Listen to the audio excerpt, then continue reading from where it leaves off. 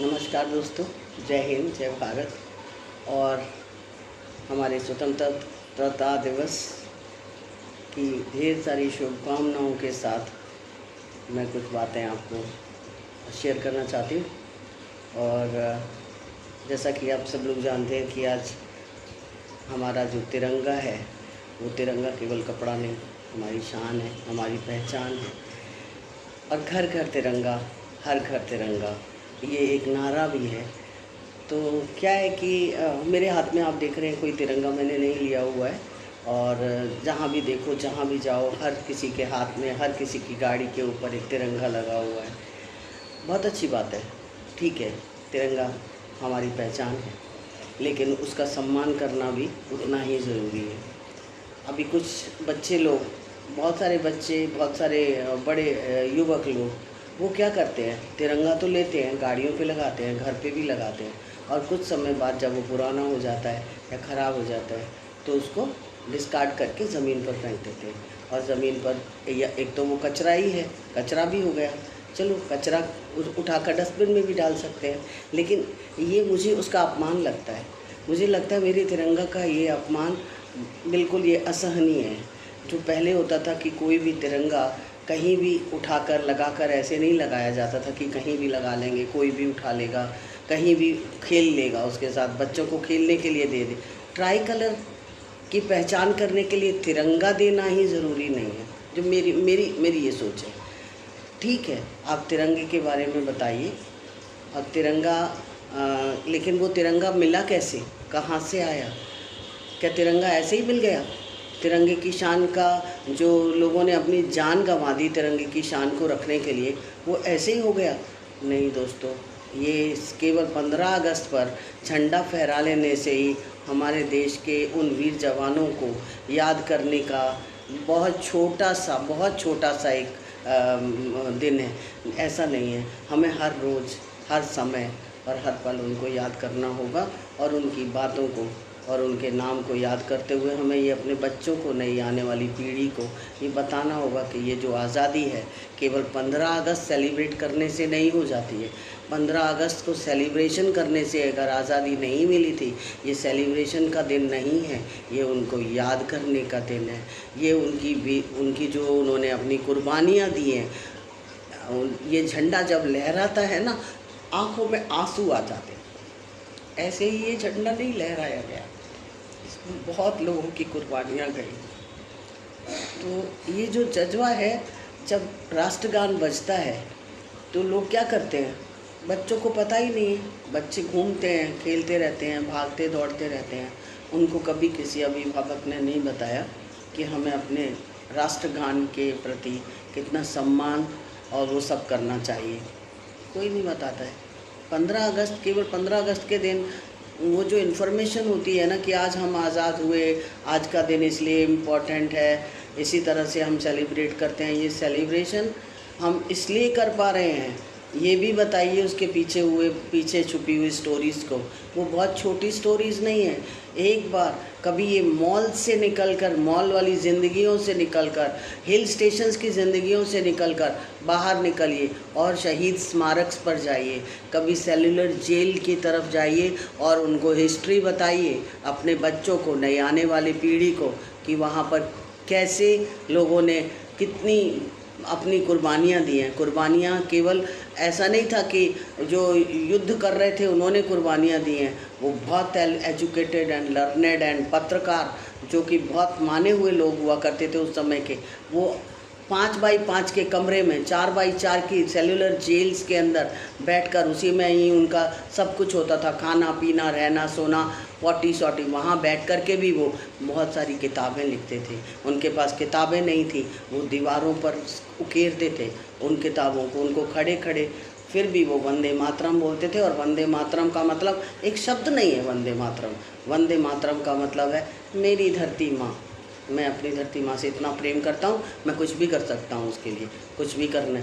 आजकल कहाँ बता रहे हैं लोग, सिर्फ आज़ादी है, 15 अगस्त है, हमने जहाँ खाया है उस धरती माँ का अपमान वहीं फेंक दिया है, वहीं पर गंदगी कर दी है, कुछ नहीं बता रहे हैं। हमारे देश की जो धरोहर हैं, जो हमारी देश की संपदाएं हैं, उनको संजोना संवारना, जो हमें मिली हैं, विरासत में नहीं मिली हैं, हमने उनको प्राप्त किया है, बहुत सारी कुर्बानियाँ देकर प्राप्त किया है। अब उनको सजोना संवारना किसका काम है? हम लोगों का काम है, आगे आने वाली पीढ़ी का काम है।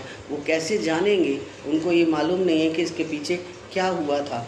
सिर्फ सेलिब्रेट करके उनको थोड़ी पता लग जाएगा कि ये सब हमको कैसे मिला। हम आज़ाद देश में पैदा हुए, ये गर्व की बात है, लेकिन गर्व की बात उनको ये भी बताइए कि ये गर्व कराया किसने हमको, हम कैसे आज़ाद हो गए और आज़ादी का मिलने में क्या क्या हुआ था, और जब जो हुआ था उसको हमें संभालने के लिए, रखने के लिए हमें करना क्या होगा, वो कोई नहीं जानता है। तो इसीलिए मेरा अभिभावकों से ये निवेदन भी है कि ट्राई कलर का मीनिंग बताइए बच्चों को, झंडा दीजिए, लगाइए, लेकिन उसका सम्मान भी ज़रूर कीजिए। और जब सम्मान करते हैं, पेरेंट्स करते हैं, तो बच्चों को भी करना आता है। और ये मॉल वाली ज़िंदगियों से थोड़ा निकल कर शहीद स्मारक पर जाएं। बहुत अच्छी ऐसी बहुत सारी दुनिया में, हमारे हिंदुस्तान में ऐसी जगह हैं जहाँ पर हम जाकर अपने बच्चों को ये बता सकते हैं, ये दिखा सकते हैं, ये वो जगह है जहाँ पर जिनकी वजह से आज हम इतना एंजॉय कर रहे हैं, खुश हो रहे हैं, मस्ती में रह रहे हैं। और उनको थोड़ा सा हिस्ट्री, थोड़ा सा अपना ज्योग्राफी और हिस्ट्री के बारे में भी बताएं। केवल मॉल में जाकर के कोक पी करके और बर्गर खा करके ये ज़िंदगी, हमारा भारत आज़ाद नहीं हुआ था ऐसे। तो ठीक है, सेलिब्रेट कीजिए। भारत का आज स्वतंत्रता दिवस है, हमें खुशी की और गर्व की बात भी है, लेकिन इसके पीछे छुपी हुई जो दर्दनाक कहानियाँ हैं वो भी बताइए।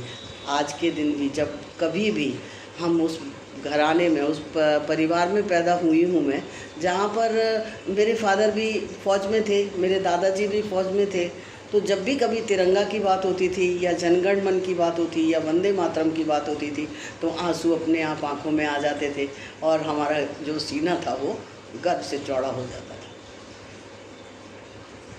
तो अपने बच्चों को ये ज़रूर बताएं कि ये बहुत गर्व की बात है कि आज हम आज़ाद हैं, लेकिन इसके पीछे छुपे हुए जो दर्द हैं उनको भूलना नहीं है, और हमें इस आज़ादी को ऐसे ही कायम रखना है। और ये इतनी आसानी से कायम नहीं रह सकती है, उसके लिए हमें कुछ करना होगा, इस धरती माँ के लिए भी और इस देश के लिए भी। तो करप्शन है जो कि मेन है, और भी बहुत सारी चीज़ें हैं जो बच्चे कर सकते हैं। आगे आने वाली पीढ़ी बहुत इंटेलिजेंट है, सिर्फ चैनलाइज और गाइड करने की ही ज़रूरत है। उनमें वो जज्बा फूंका जाए देश के प्रति, वो हर चीज़ करने के लिए तैयार हैं। अभी हमारे बच्चे बहुत इंटेलिजेंट पैदा हुए हैं। हम लोग छोटे छोटे होते थे, हमें आज भी याद है जब हमारी 15 अगस्त आता था, सुबह 4 बजे उठाकर हमको प्रभात फेरियों में जाना होता था, हाथ में झंडा होता था। प्रभात फेरी में हमें क्या होता था, हम छोटे थे, उतना ज़्यादा पता नहीं था, हमें वहाँ पर छोटा सा कुछ रिफ़्रेशमेंट मिलता था, और सुबह 4 बजे अपनी यूनिफॉर्म वाइट टर्नआउट पहनकर और पूरे गांव का या पूरे शहर का एक चक्कर लगाया जाता था, और उसमें हम जय हिंद जय भारत, जय हिंद जय भारत करते हुए जाते थे।